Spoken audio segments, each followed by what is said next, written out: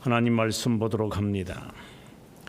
신약 성경 야고보서 2장 14절에서 18절의 말씀까지입니다. 14절을 읽겠습니다. 내 형제들아, 만일 사람이 믿음이 있노라 하고 행함이 없으면 무슨 유익이 있으랴? 그 믿음이 능히 자기를 구원하겠느냐? 만일 형제나 자매가 헐벗고 일용할 양식이 없는데 너희 중에 누구든지 그에게 이르되 평안히 가라, 덥게 하라, 배부르게 하라 하며 그 몸에 쓸 것을 주지 아니하면 무슨 유익이 있으리요? 이와 같이 행함이 없는 믿음은 그 자체가 죽은 것이다. 어떤 사람이 말하기를 너는 믿음이 있고 나는 행함이 있으니 행함이 없는 내 믿음을 내게 보이라. 나는 행함으로 내 믿음을 내게 보이리라 하리라. 아멘.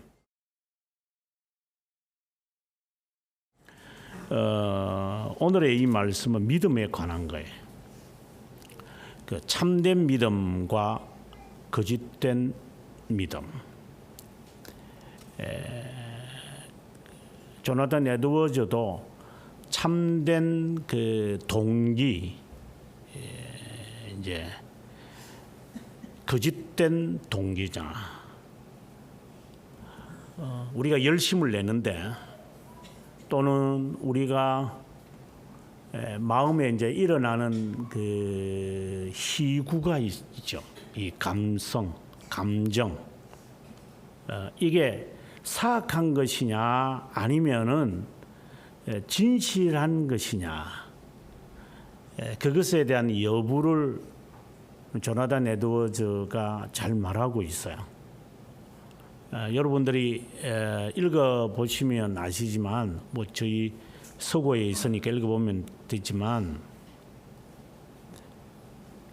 지금 한국교회에서 하고 있는 것은 전부 거짓 애정입니다. 하나도 예외가 없습니다. 하나도 예외가 없습니다. 12가지를 제시하는데 한국교회는 12가지를 모조리 다 합니다. 세계적인 물론 이제 신학자이면서 부흥사며 당시에 조나단 에드워즈가 존경을 받아야 할 여러 것은 그 책을 썼기 때문에 뭐 그런 것이 아니라 세기의 부흥사기 때문에 그렇다 뭐 그런 것도 아니고 제가 아는 그 조나단 에드워즈의 위대함은 그가 당시의 계몽 사상에 대하여 많은 글을 씁니다. 그 예일 대학을 그가 졸업을 했는데 나중에 예일 대학교의 그 총장이 자신의 그 사위가 됩니다. 그 사위가 일찍 죽고 난 다음에 그 학교에서 이분을 그 총장으로 초청합니다. 제가 프린스톤 초청합니다. 그러니 이분은 어떻게 보면 학자입니다. 그러니까 일반 사회에서도 인정하는 대학자다. 그래서 지금도 계몽 사상에 관해서 반대하려고 할 때 조나단 에드워즈의 글을 그치지 않으면 안 됩니다. 그는 그 시대에 살고 있는 사람이었습니다. 그래서 그 당시에 그 불신의 그 철학에 제가 말하는 것은 그 신념에 근거한 그 철학적 신앙이라고 합시다.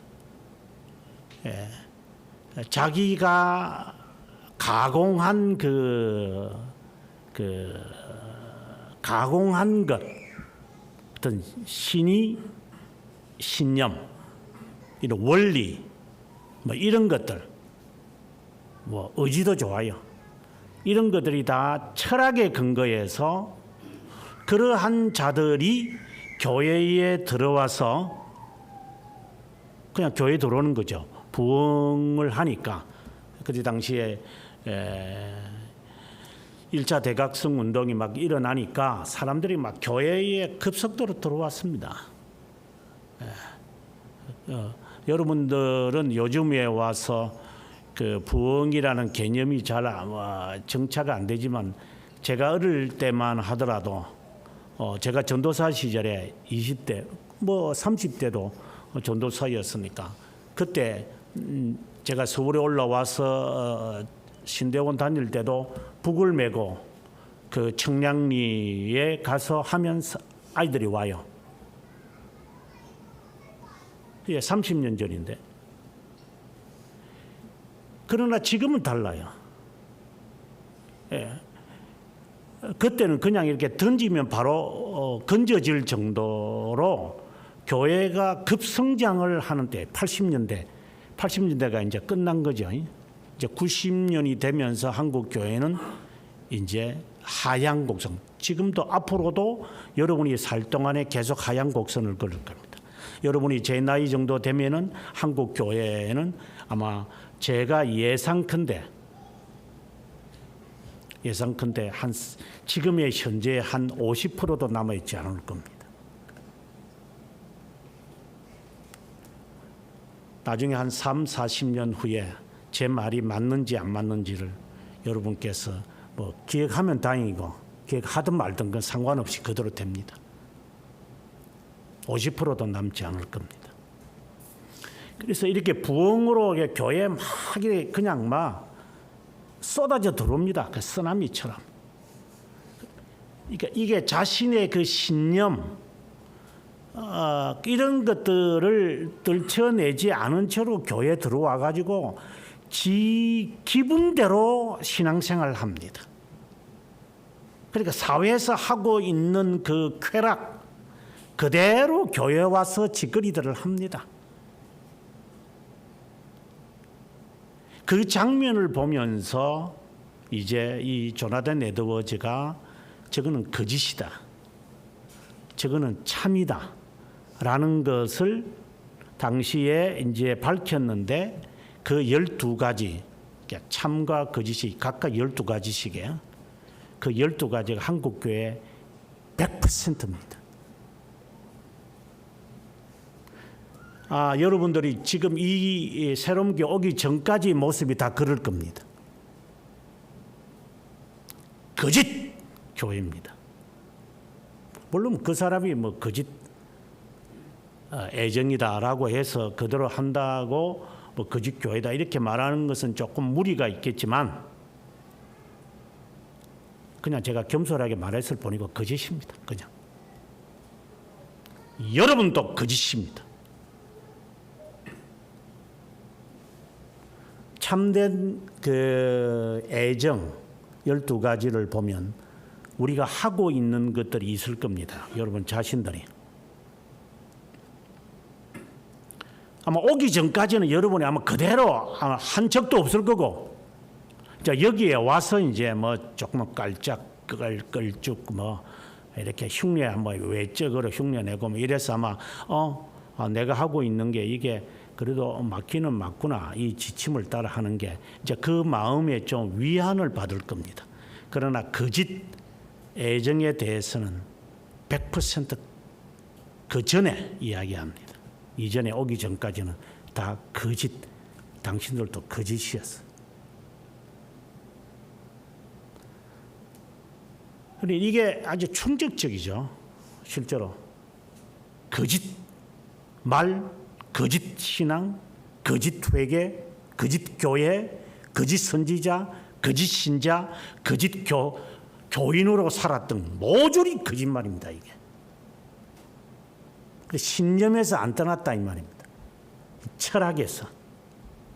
그러면서 신앙생활을 한답시고 제가 교회당을 가요 또. 그러니까 우습죠 이제 이게. 그 미친 사람들에게 너 미쳤다 이러면은 자기는 미치지 않았다고 합니다. 그래서 그 미친 겁니다. 저는 이따금 이런 생각을 해봅니다. 이제 나이가 들면 많은 사람들이 치매에 걸린답니다. 자신의 생각에 갇혀 있거든요. 본인은 옳은 거를 합니다. 내가 치매 걸렸다고 생각 안 하죠. 그러면 그거는 정상이죠.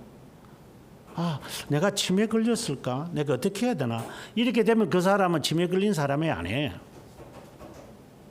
그래서 제가 가끔 이런 생각합니다. 내가 지금 정신병자인가?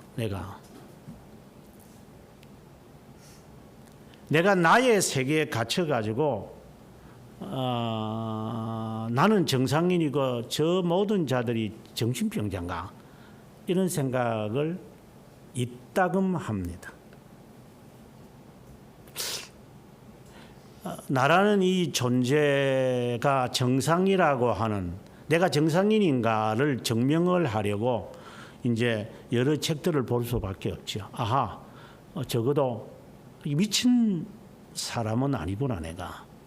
그래서 증명을 받아야 되니까 지속해서. 그래도 내가 바른 길을 걸으려고 하는, 내가 미치지를 못해서 그렇지 바른 길을 걸으려고 하는 것은 역사적에서 증명이 되는구나. 이런 이제 이야기를 이제 제가 늘 점검을 합니다. 야고보 사도가 이제 저희들에게 믿음에 관한 이야기를 합니다. 1절에 보면은 너희 믿음을 너희가 가졌다 이렇게 이야기를 합니다. 주 곧 우리 주 예수 그리스도에 대한 믿음을 너희가 가졌다고 하는데, 이 말이죠. 이제 너희가 가졌다고 하는데 한번 점검해 보자 이 말입니다. 가장 대표적인 증거 기준으로서 사람을 너희가 차별하는구나 이렇게 말해. 이 편견이라 그러죠. 영어는 페이보리티즘이라는데, 자기 좋아하는 사람들끼리 내가 좋아하는 사람이 있어요. 나는 이런 사람과 그냥 지내는 것. 이제 이것이 과연 참된 믿음이겠느냐? 이제 이 이야기를 이제 끝까지 이제 갑니다. 그러면서 이제 2절, 3절, 4절에서 현장, 지금 당시에 예루살렘, 야고보 사도는 예루살렘의 목사님이었으니까 이제 그래서 예루살렘에 어떻게 본다면은 당회장이었죠. 그래서 가장 존경받는 사람이었죠. 베드로는 당시에 이제 안디옥으로 가서 이제 목회를 했고, 바울은 이제 선교 쪽으로 이제 가서 활동을 했고, 나머지 사도는 잘 몰라요.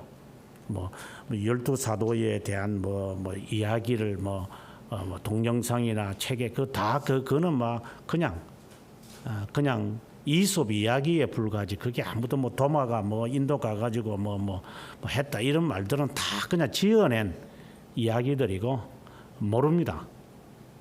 그냥 사도 요한이 끝까지 살아서 썼다. 그 사도 요한의 글에 보면은 사도들이 어떻게 했다, 베드로의 글에 사도들이 어떻게 했다, 이런데 별로 관심이 없습니다. 우리가 12명에 관심이 있지 성경은 12명에 대한 별로 관심이 없습니다.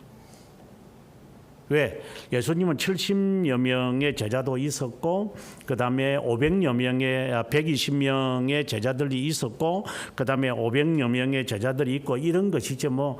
예수님이 12명만 이게 속닥하게 이야기하고, 겟세마네 동산에 갈 때 세 사람을 데리고 갔으니 그 사람들이 이제 우위권에 있겠다. 12명과 함께 만찬을 하셨으니까 참 그들을 사랑했겠다. 이런 이제 그 자체가 문제입니다. 이제 예수님이 성천하실 때 이제 500여 명이 이렇게 모여 있었습니다. 그래서 우리는 그런데 이제 숫자에 관심이 참 많으니까 그 캐비넷 안에 들어갔는지 안 들어갔는지 이런데 그 잔머리들을 많이 굴리니까 그렇게 하든 말든 그는 다 엉뚱한 소리들이고, 뭐 베드로가 수제자다라고 하는 것도 로마 카톨릭이 만들어낸 조작극이고 아무 의미도 없어요, 실제로.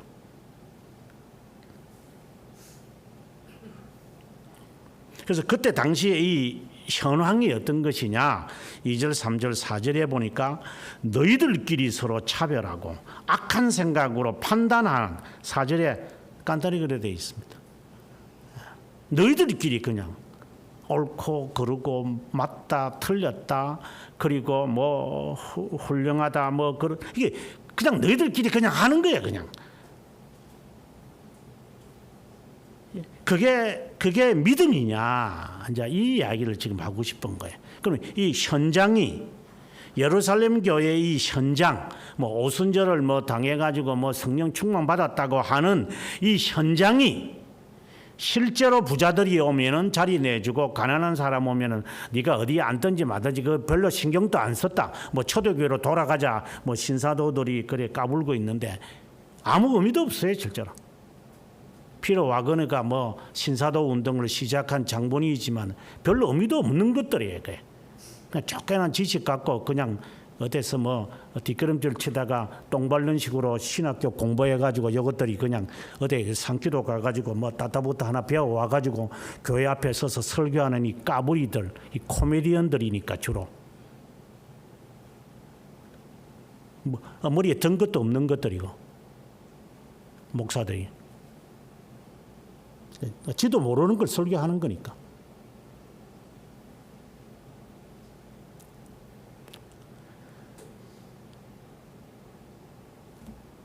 오순절을 당해서 성령에 충만했던 교회도 헬라파 유대인 그리고 그 기독교인 유대파 이래서 저희들끼리 서로 반목 질시하고 이랬어요. 뭐 말씀이 충만하여 뭐 서로 자기 것을 자기가 여기지 않았다, 이런 그때 당시죠.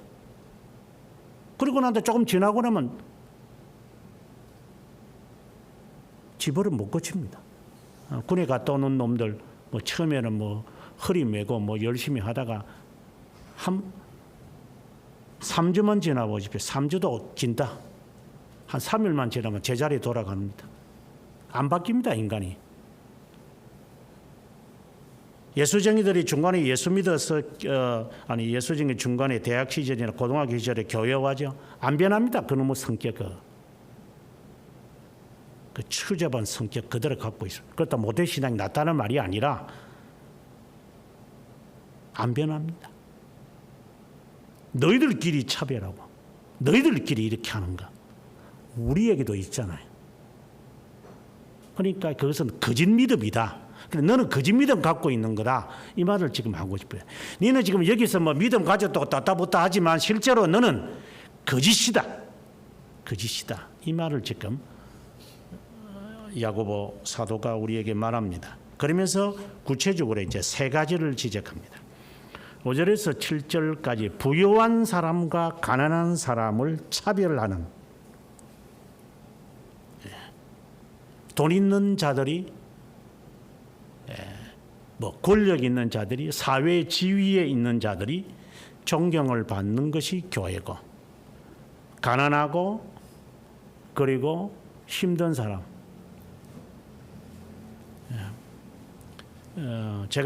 제가 부목사로 있었던 교회에서 지난번에 여러분들 홍릉교를 갔겠지만 제가 부산에서도 그보다 더 큰 사이즈에서 제가 목회를 제가 배우고 이랬는데,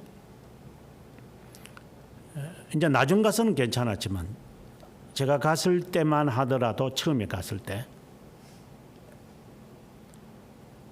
거기에 온천 시장이 있었어요. 그 시장 아주 오래된 시장인데 그 시장에서 일하는 사람은 군사님 못 됐어요.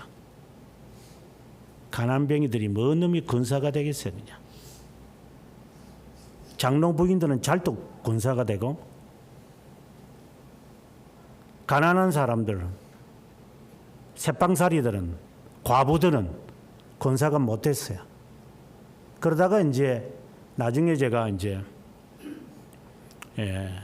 유학을 중간에 하다가 이제 중간에 와서 보니까 그 가난하신 분들이 다 권사님이 되셨고 이렇더라고. 그래 어떻게 권사님이 됐는가? 그 되게 어려운데 이 교회는 하도 엘리트주의에 빠져 있는 교회인데 그래 어려운데 이러니까 이거 우리 아들들이나 딸들이 잘 되니까 교회에서 그냥 저를 좀 이렇게 올려가지고 권사님이 됐어요. 그러면 그렇지 내가 새빵살이 하는 당신을 권사로 만들겠다 내가 이랬습니다. 그 한 교회가 뭐 대표적인 것은 아니겠지만 일반적으로 그렇다 이 말입니다. 그게 첫 번째 지적하는 거였어. 두 번째 지적하는 것이 뭐냐? 8절에서 11절까지 나오는데 어느 법은 지키고 어느 법은 안 지킨다 이 말인 거죠. 나는 요것만큼은 잘한다.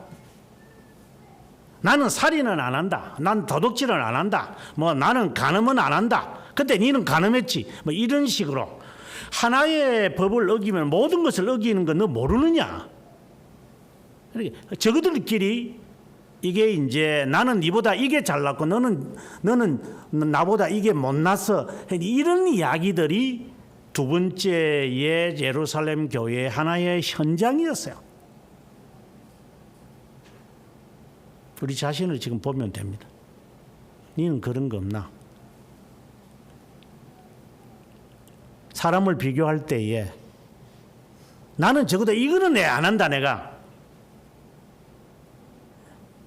저그들끼리 우리끼리 큰 죄 작은 죄를 따집니다. 누가 만드는지 모르지만 하여간 지가 만들어요 그냥. 내가 뭐 그래 큰 죄를 했는데 뭐 그게 뭐 그렇게 잘못된 이런 식으로 하면서 똥은 똥 아니에요?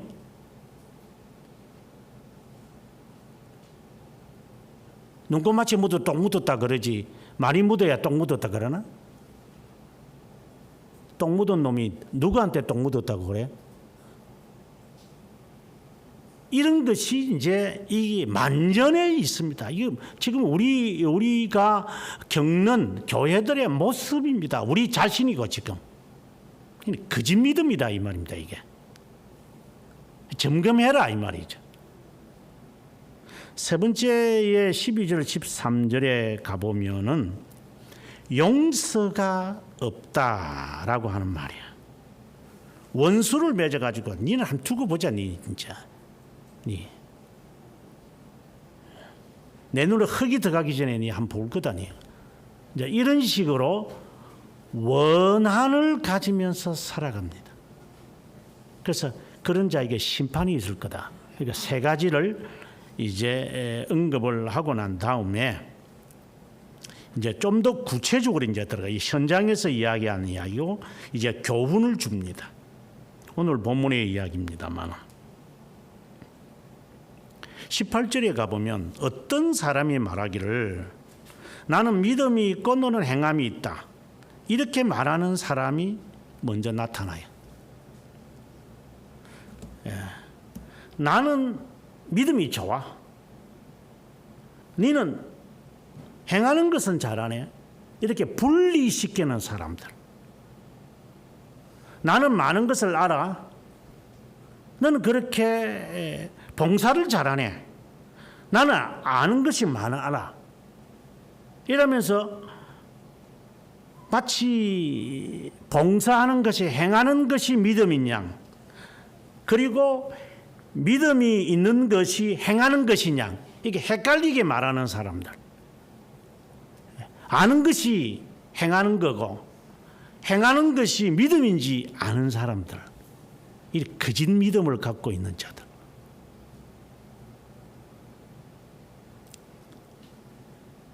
그것에 관하여 사도 야고보는 행함이 없는 사도 야고보가 아니 행함이 없는 내 믿음을 내게 보이라. 믿음이 있는데 행함이 없는 믿음이 있다고 사람들이 말을 하는 거예요. 믿음도 행함이 그렇게 따라가는 게 있나 그죠? 행함은 좀 나중에 이렇게 뒤처지고 그냥 믿음이 더 중요한 거 아니야. 이제 이런 식으로 하는 사람들이 있다 이 말이에요. 그걸 자랑으로 삼아요. 그러니까 또 어떤 사람은 뭐라느냐? 나는 행함으로 내 믿음을 보이겠다. 이렇게 하면서 바리새파처럼 지식이 있는 사람들. 나는 적어도 그런 행동은 안 해. 나는 내 집에 대해서는 나는 성실하고 교회는 좀 등한히 하더라도 나는 이거는 잘해. 이렇게 하면서 믿음에 대하여 왜곡시키는 자들이 있더라. 이 말입니다. 첫 번째는 행함과 믿음을 분리시키는 자고, 어떤 사람은 믿음만 갖고 있는 사람이고 행함을 좀 못 돌아도 괜찮다는 사람이고, 어떤 사람은 행함을 우선순위를 해서 믿음이 있는 자를 이래 비난하는 사람들. 여러분은 어느 부류입니까? 행함과 믿음이 함께 가지 않고 이런 핑계를 댑니까? 뭐 믿는다고 해서 다 행하나 돼. 행해야 믿음이 있는 거 아니야?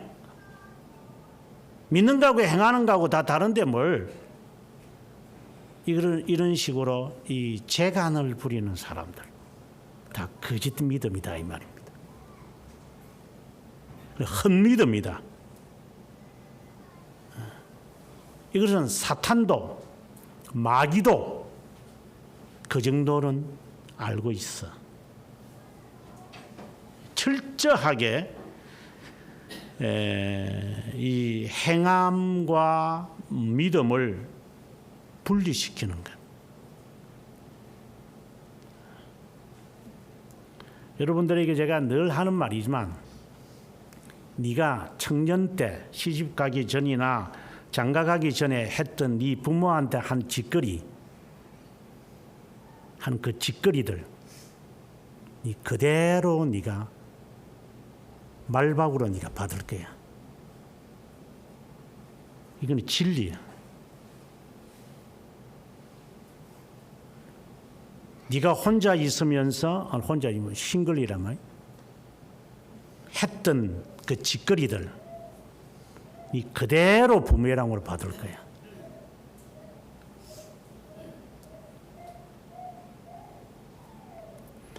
부모된 사람으로는 생각해야 돼요. 내가 자녀들에게 서섭한 것이 있다 라고 한다면 당신이 서섭하게 했다는 증거에, 그래서 죽을 때까지 그것을 선잔을 마시면서 죽으라고 하는 거예요, 주님이. 그래서 하지 마라 이 말이야. 지금부터 덜 받으려면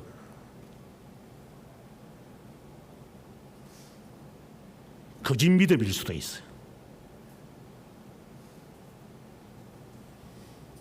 네가 지금 하고 있는 그 행동이 네 자유인 줄 모르지만, 자유가 아니고 저는 방종이라고 보지만, 방임이고 방종이고 방탕이라고 나는 보지만, 그 나중에 다 받을 거야. 이자 계산해 가지고 복리 계산해서 받을 거야.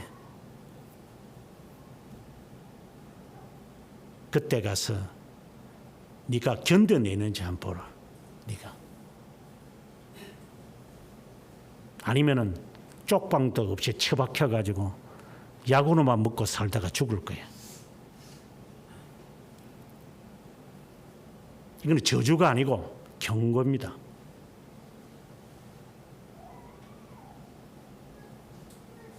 네가 목사한테 하는 짓거리나, 뭐 부모님 하는 거나 목사한테 하는 건 마찬가지지. 네가 했던 그대로 네가 받을 거야. 네가 어떤 생각을 가지고 있든지 간에, 부정적인 생각이든 좋은 생각, 좋은 생각은 빼놓고 네가 차별하고 네가 머릿속에서 굴렸던 것 하나님이 그대로 다 대갚아 줄 거야. 이거는 저주가 아니고 경고입니다.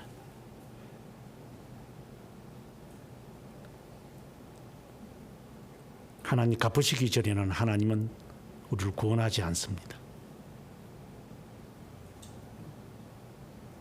그것이 무서우면 하지 마세요.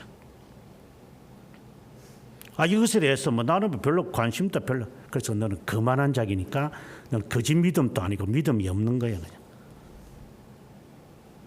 그럼 지옥 갈 거니까 뭐. 별로 어려움이 없어요. 그냥 그 지옥 가면 되는 거니까.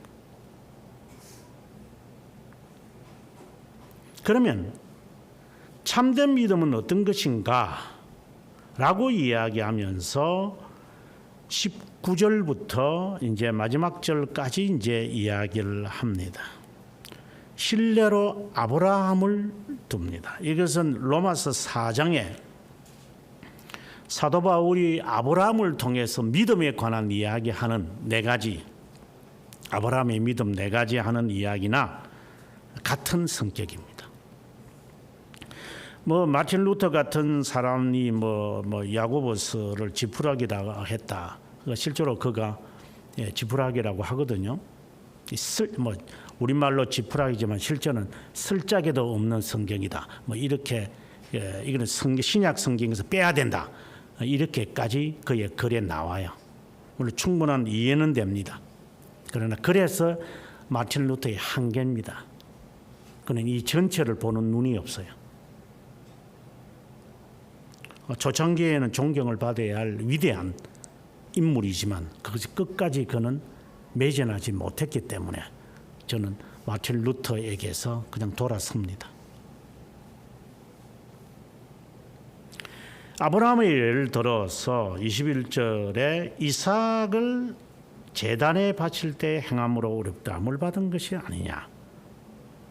이 말씀의 의미는 믿음이 행함과 함께 그림자처럼 같이 갔다. 이 말을 지금 하는 겁니다. 하나님은 그걸 테스트하죠. 그래서 하나님은 지금 우리의 삶에서 하나님은 테스트하거든요. 네 믿음과 행함이 일치되기를 하나님은 테스트해요. 여러 사건, 우연이라는 것은 없어요. 예를 들어서 칭찬을 해야 되는지 그 적절한 예인지는 모르지만 지난번에 우리가 그 울산에 갈 때 이게 그 어느 두 사람은 지각해서 비행기를 못 타서 제가 비행기 제 마음에 이것들이 말이야 미리 올 생각은 안 하고 이게 촌놈이 서울역 와가지고 차 놓치는 것처럼 말이야 이 촌놈이가 이런 생각을 내가 마음에 가졌어요. 비행기는 미리 와서 기다리고 있다가 가고 이제 이래야 되는 게 있거든요. 그게. 근데 이제 그걸 놓쳤어. 그래서 마음에 생각해봤죠. 그러면 이제 놓쳤으니까 아이고 그냥 우리끼리 그냥 여기서 잘 먹고 잘 살자 할란가? 아니면 어떻게 할란가? 그래서 울산에 내려서 보니까 이제 KTX 타고 한 4시간 후에 왔더라고. 그래서 제가 그래도 괜찮다.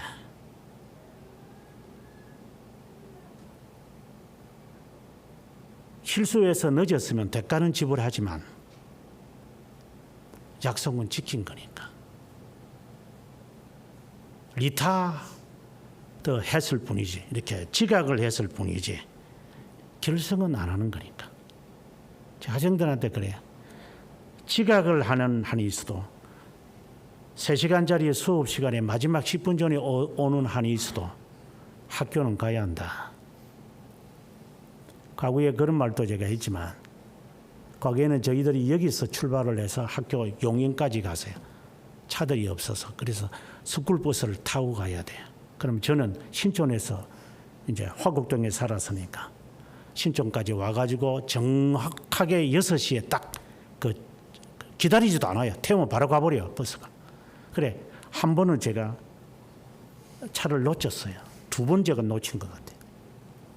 한 번 놓쳐가지고 그랬을 때, 이걸 어떻게 이제 가는 이제 수원까지 이제 수원에 가가지고 버스를 타고 용인까지 가서 용인에서 다시 버스를 타고 양재 가야 되거든요.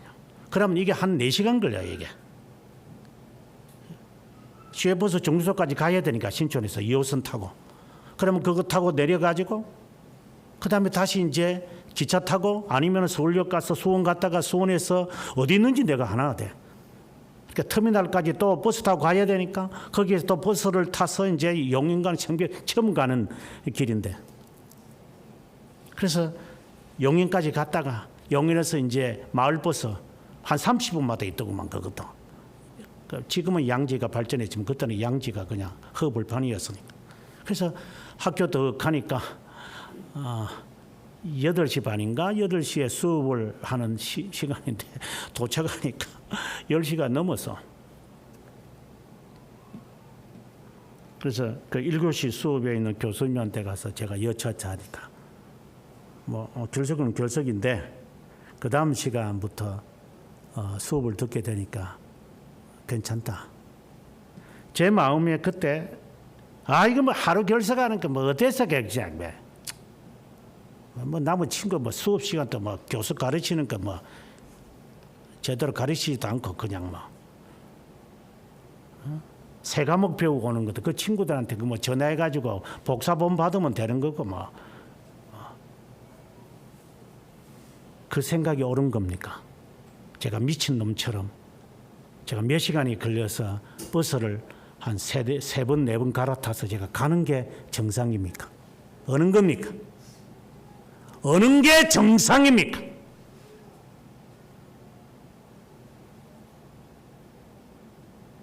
가는 게 정상입니까? 이 핑계 저 핑계 대면서 지렁이처럼 빠져나가는 게 정상입니까?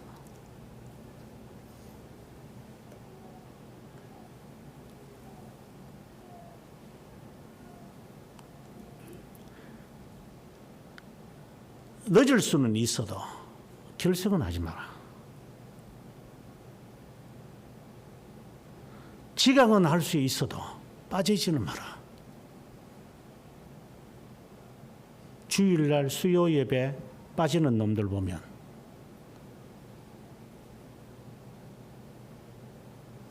그 성질을 알 수 있어. 성질을. 어떤 자세로 임하는지.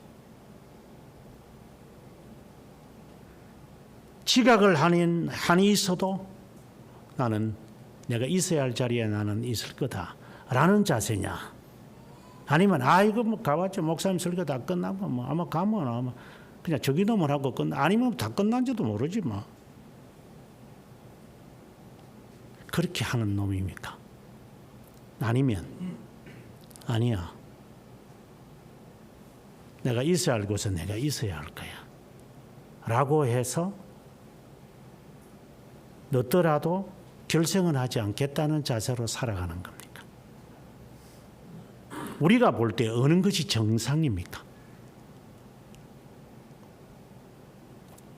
지금 아브라함에게 하나님이 우리를 테스트를 하시는 것처럼 아브라함을 하나님이 테스트합니다. 믿음에 따른 행함이 있느냐, 같이 가느냐 이 말입니다. 그래서 하나님이 우리들에게 테스트한다는 말을 제가 지금 하려고 했던 겁니다. 당신이 이게 테스트인지도 모를 거예요. 뭐가 테스트인지도 모를 거예요. 하나님에게 우연이 있는 줄 알고. 작은 것에서 모든 것이 하나님의 테스트입니다. 여러분은 몇 번이나 통과해 봤습니까? 제가 우스운 이야기로 나는 42살, 만 42살까지 나는 시험만 친 사람이다. 시험을 준비하는 애 자세가 어떻다는 것을 나는 잘 안다. 나는 졸업장이 초등학교, 중학교, 고등학교, 대학교, 대학원이 3개가 있고 박사가 있다. 졸업을 내가 한두 학교 한 게 아니다. 그걸 통과하기 위해서 어떻게 해야 된다는 걸 잘 알고 있어. 그래서 시험 치는 놈, 공부하는 놈, 근면을 갖고 있는 놈이 어떤 놈인지 옷매시만 봐도 알아. 발자국 소리만 들어도 알아.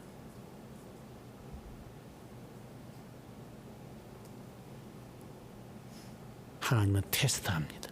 모르시기 때문에 테스트하는 게 아니라 알기 때문에 테스트합니다. 나를 내 스스로가 인식이 되도록 하시기 위해서. 작은 것에서 모든 겁니다. 하나님이 테스트하지 않으시는 게 없습니다. 야고보서에 보면 하나님은 사람을 시험하지 않는다고 되어 있던데요. 하나님 시험 안 하시죠? 하나님이 우리가 지금 말하는 이 시험이라는 말은 테스트라는 말, 제가 지금 하는 거 테스트를 말하고 지금 시험하지 않으신다라고 하는 이 말은 유혹이라는 말이에요. 사탄이 예수님을 유혹하는 거. 그래서 시험하사 이래 됐거든. 그래 같이 말이 이제 해석이 되어 있으니까 헷갈리지만 하나님은 테스트합니다. 그래서 너의 테스트모니를 갖고 있으라 이 말입니다. 테스트에서 통과한 테스트모니를 갖고 있으라. 이 정은이라는 겁니다. 증거를 갖고 있으라 너는. 시험 성적을 갖고 있으라.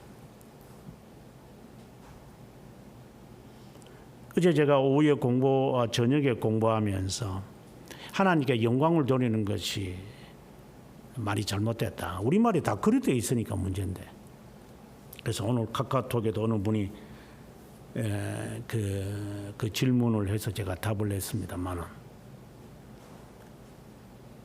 왜 우리 조선어가 이렇게 만들어져 있어요?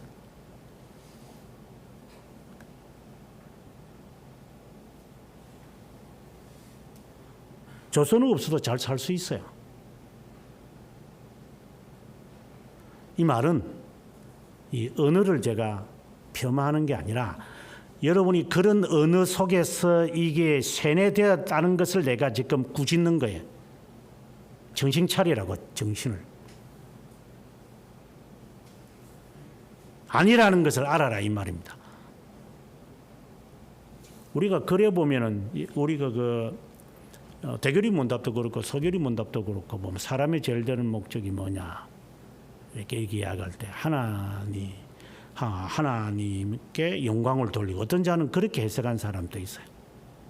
하나님께 영광을 돌리고 또 하나님으로 인하여 즐거워한다. 여러분이 교리나 성경을 꼼꼼하게 읽어보면 우리말을 제가 말하는 게 아니에요. 우리말은 별로 제가 신뢰가 없기 때문에 보면 기쁨이라는 말은 주로 하나님이 사용하십니다. 즐거움이라는 말은 우리가 갖는 겁니다. 그래서 하나님이 기뻐하신다. 그러니까 만약에 내가 기뻐한다라는 것, 이 기뻐한다는 말과 즐겁다라는 말은 다릅니다. 게임을 했는데 나 참 즐겁다. 그런 말은 안 하죠. 게임을 하니까 나는 기쁘다. 쾌감을 느끼는 겁니다. 이 쾌감. 쾌감을 느끼는 내가 보너스 받았다. 보너스가 뭐 즐거운 겁니까? 기쁜 거죠. 그러니까 이 기쁨이 있는 거예요. 무엇을 통해 가지고 내가 이렇게 얻어질 때 우리는 기쁘다고 그래요. 그러니까 하나님도 그런 줄 알아요. 그래서 하나님께 기쁨을 돌린다 그래요. 하나님 기쁨을 돌리겠습니다. 그래서 하나님 우리가 이렇게 하면 하나님이 기쁘시겠죠. 내가 이렇게 누가 이렇게 해주면 내가 기쁜 것처럼요. 참 우스운 짓을 하고 있어요. 진짜 말도 안 되는 소리만 찌꺼리고 있고 앉아가지고 하나님이 기쁘신 거하고 내가 기뻐한 거 같은 거가.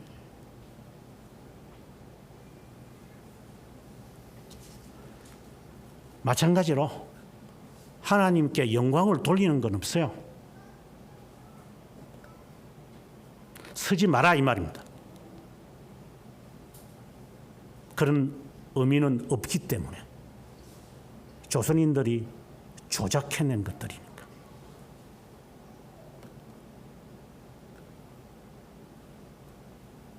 하나님을 영화롭게 하는 것. 예수님께서 요한복음 17장에서 아버지여 내가 아버지를 영화롭게 하셨사오니 이제 나를 영화롭게 하옵소서. 이게 정확한 번역입니다. 아버지께서 저를 영화롭게 한 것처럼 이들도 아버지를 영화롭게 하옵소서.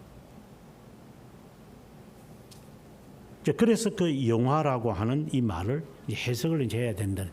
그것을 제가 책에서 제가 밝히고 있지만 지금 여기에서도 우리가 다시 돌아와서 참된 믿음과 거짓된 믿음에서 참된 믿음은 항상 행함과 분리시키지 마라. 그러면 그림자를 나에게서 떼는 것과 같습니다. 행함이 없는 것은 결론적으로 하는 말이 죽은 거다. 그게 거짓 믿음이다 이 말입니다. 기생 라합의 또 예를 들면서 행함으로 어렵다함을 받은 것이다. 이 말은 믿음은 행함이라고 하는 것과 함께 있는 거다. 믿음은 무슨 아이템이 아니다. 이 성경에 보면 누가복음 18장에 보면 믿음이 기자시 하늘 만한 믿음이 있으면 산을 명하여 바다에 던지우라 하면은 던져진다고 그러나던데요. 그것은 믿음에 대한 개념을 없애기 위해서 기자시 하늘이라고 했다. 그러면 믿음이라는 것은 수용하는 것이죠. 믿음을 우리에게 심었습니다. 선물로 주셨습니다. 하나님 이 말씀의 의미는 내가 주님을 수용할 수 있도록 신뢰할 수 있게끔 하신다는 것. 이게 믿음의 선물이라는 거다. 선물이기에 몰래 주어지는 거다. 내가 받았는 거지 나도 언제 나에게 주어졌는지 모르도록 하나님은 주님을 나의 구주로 내가 모셨습니다. 그 인식하고는 다른 거니까. 하나님이 저로 당신을 나의 구세주로 내가 수용하도록 하셨습니까? 너무 감사합니다. 이제는 당신의 뜻을 따라 살겠습니다. 내가 주님의 뜻을 따라 살다가 힘이 들면 당신의 십자가를 생각하겠습니다. 내가 가다가 교만해질 것 같으면 주님의 낮아지심을 제가 생각하겠습니다.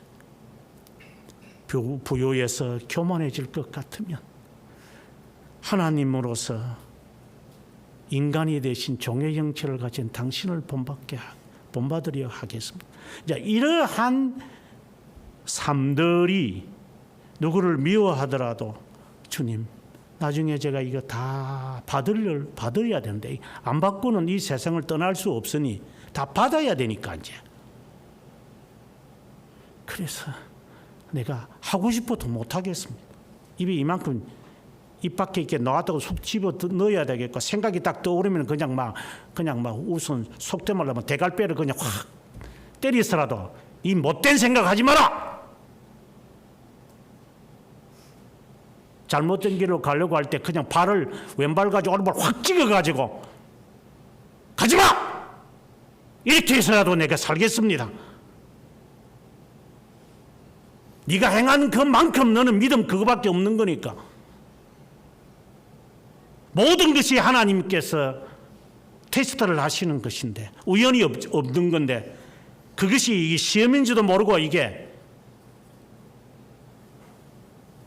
하나님의 어떤 영역의 밖에서 다 이루어지는 줄 알고 사람이 나를 보지 않는다는 것이지 하나님이 나를 모른다는 것인 줄 알고 아무 데나 짓거리하고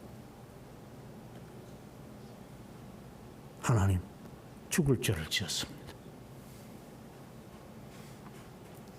이런 행함이 항상 같이 그림자처럼 가는 그렇지 않으면 헛된 믿음이다 라는 것이 벨지카에서도 우리들에게 명시하는 바입니다. 믿음은 행함과 함께 간다. 이 말은 너가 주님을 구세주로 영접을 했으면 그분의 뜻을 따라 살아라. 그래서 내가 원하는 직업, 내가 원하는 취미, 내가 원하는 것, 옷을 하나 입는 것까지도 이거는 내한테 얼굴이 하얗기 때문에 이런 거, 무엇을 입든지, 무엇을 마시든지, 무엇을 하든지 하나님의 영광을 위해서 하라. 나는 내 체질에 이게 좋을 것 같아. 그래, 네 체질에 그게 맞을 것 같고 네한테 어울릴 것 같지만 하나님의 영광과 어떤 관련이 있는가를 봐라. 나는 이거 좋아서 먹으려는데 하나님의 영광과 관련이 있는지 판단하고 난 다음에 해라. 내가 하고 싶은 것이 있는데 하나님의 영광과 대조해서 관련이 있는지 판단해라. 그렇지 않으면 너는 거짓 신앙을 갖고 있는 거다. 명심하십시오. 행함이 없는 것은 죽은 겁니다.